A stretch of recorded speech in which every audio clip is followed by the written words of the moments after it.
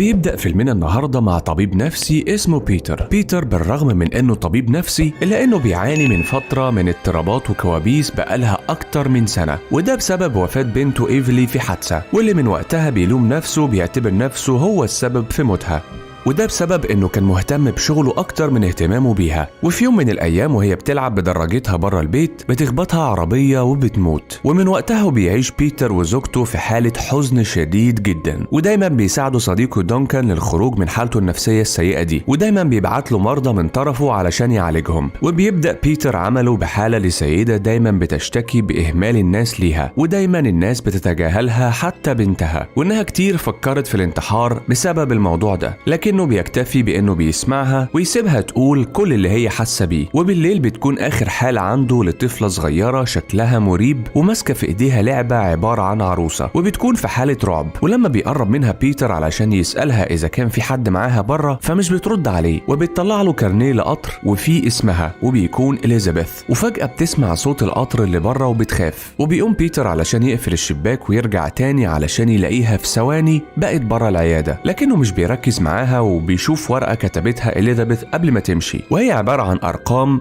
من غير ما تحدد إيه اللي تقصده بالأرقام دي أو تخص مين. فبيحتفظ بيتر بالورق، وتاني يوم في العيادة بيشوف بيتر نفس العروسة اللي كانت مع إليزابيث، وبعدها فجأة بتظهر إليزابيث عند الشباك لكنها بتكون صامتة وفي حالة خوف. ولما بيقرب منها بيتر علشان يفهم إيه حكايتها وإيه سبب وجودها هنا، فجأة ملامحها كلها بتتغير وبتصرخ، ومرة واحدة بيغمى عليها، وبيلحقها بيتر وبيحاول ينقذها. وفي الوقت اللي بيجهز عربيته علشان ياخدها فيها بيلاقيها اختفت بطريقة غريبة، فنزل وراها الشارع لكن ملقاش غير لعبتها. والصبح بيحكي لصديقه دونكان عن اللي حصل معاه، فبيقول له دونكان صديقه وهو بيحاول يفسر لبيتر وجود لعبة طفلة في مكتبه ان اللعبة دي اكيد لعبة من لعب ايفلي بنتك وطلعتها قبل ما تموت. لكن بيتر بيكون متأكد كويس من اللي شافه امبارح وان فعلا كان في طفلة معاه في العيادة دي ودي لعبتها. وبعدها بيدخل بيتر في حيرة علشان يحاول يحل لغز الطفلة دي، فأول حاجة بيفكر فيها الورقة اللي سابتها له لما قابلته أول مرة واختفت، واللي فيها مجموعة أرقام، وبيحاول إنه يفهم من الرقم أي حاجة لكنه بييأس من المحاولة. وبعدها بشوية بيرن جرس الباب فبيخرج يفتح لكنه مش بيلاقي حد،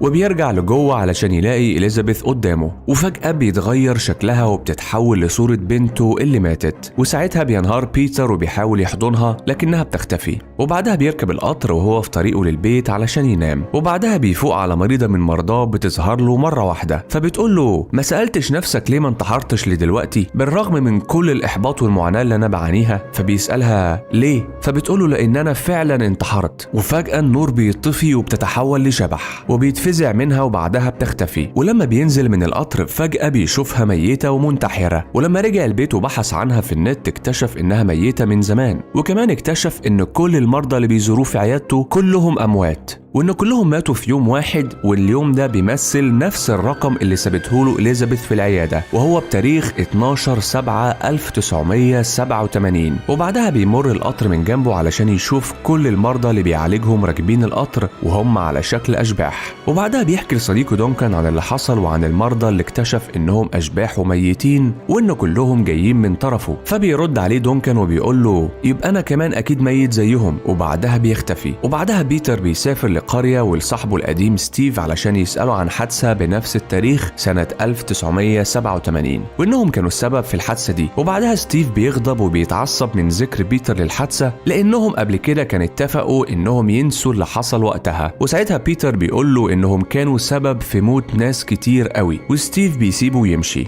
وبعدها بيفتكر بيتر يوم الحادثة لما كان هو وستيف صغيرين وراحوا علشان يشوفوا المكان الرومانسي اللي بيتقابل فيه الحبيبة، وبيسيبوا العجل بتاعهم على قضبان القطر. ولما وصل القطر افتكروا انهم نسيوا العجل بتاعهم على قضبان القطر ورجعوا علشان يلحقوه ويشيلوا العجل لكنهم ما لحقوش، وبيتقلب القطر علشان يموت في الحادثة دي 47 شخص. وبيبدأ بيتر ضميره يأنبه ويفضل في حيرة انه ينسى ولا يروح يبلغ عن الحادثة لانهم كانوا السبب فيها. وبيستقر بيتر انه يبلغ الشرطة، وتاني يوم الصبح بيوصل للشرطة وبيبدأ يحكي للشرطية عن يوم الحادثة واللي حصل للقطر. وبنعرف ان الشرطية دي تبقى بنت أليثا اللي ماتت في حادثة القطر، وبتقوله ان اللي حصل ده كان من زمن وانت صغير وانك مش هتتحاسب عليه دلوقتي. وبيمشي بيتر وافتكر ان كده هو عمل اللي عليه وارتاح من الكابوس ده، والاشباح اللي بتطارده دي مش هتجيله مرة تانية. وفي يوم من الايام وبيتر في البيت فجأة بيسمع صوت جاي من الأوضة اللي بره، ولما بيروح علشان يشوف فيه ايه فجأة بيظهر شخص في هيئة شبح، وبيكون الشخص ده هو إليزابيث وبيغمى عليه. ولما بيفوق بيشوف صديقه دونكان وهو بيقوله إن الموضوع ده لسه مخلص وإحنا هنفضل نطاردك. فبيقوله بيتر إنه اعترف بكل حاجة والشرطة أخلت سبيله. فبيقوله دونكان إن اللي أنت قلته ده مش الحقيقة، وإن العجلتين بتوعك أنت وستيف مش هما السبب في الحادثة. وبيختفي بعدها دونكان. فبيروح بيتر لمكان الحادثة علشان يوصل لأي خيط يوصله للحقيقة، وهناك بيلاقي صاحبه ستيف مشنوق في أوضة تحويلة القطر. فبيتصدم بيتر من المنظر، وبعدها بيلاقي صورة جورنان وفيها خبر قديم عن اختفاء جثة إليزابيث في حادثة القطر. وبعدها بيلاقي عروستها في عربيته القديمة واللي بيقودها دلوقتي والده، وبيحاول يفهم إليزابيث عايزة تقول له ايه. فبتظهر له وبتاخده لأوضة تحويلة القطر. وفي نفس الوقت ده الشرطية بتلاقي دبوس مكتوب عليه اسم إليزابيث في نفس المكان اللي اتشنق فيه ستيف. وبتروح بعدها الشرطية لمنزل والد بيتر علشان تحقق معاه، باعتباره هو عامل التحويلات في المكان اللي لقوا فيه جثة ستيف. ولما سألته يعرف ايه عن حادثة موت ستيف والحادثة القديمة، فبيقول لها أنا عارف إنك لسه متأثرة بموت والدتك في حادثة القطر، بس ده كان من زمان. وساعتها الشرطية بتقوله إنها لقت الدبوس ده في المكان اللي مات فيه ستيف، وإن ده دبوس إليزابيث اللي المفروض إنها ماتت مع اللي ماتوا في القطر. بس إيه اللي وصل الدبوس بتاعها لأوضة التحويلات؟ فبيقول لها إنه أول ما عرف بالحادثة على طول اتحرك لمكان الحادثة. فبتقوله أنت إزاي قدرت توصل بعد الحادثة والطريق كان واقف طول اليوم بسبب حطام القطر؟ وبتبدأ تشك فيه إنه وراه حاجة مخبيها. وبيرجع بيتر تاني لأوضة التحويلات علشان يبدأ يفكر في تفاصيل ليلة الحادثة، وإن القطر ما اتقلبش بسبب العجلة بتاعته.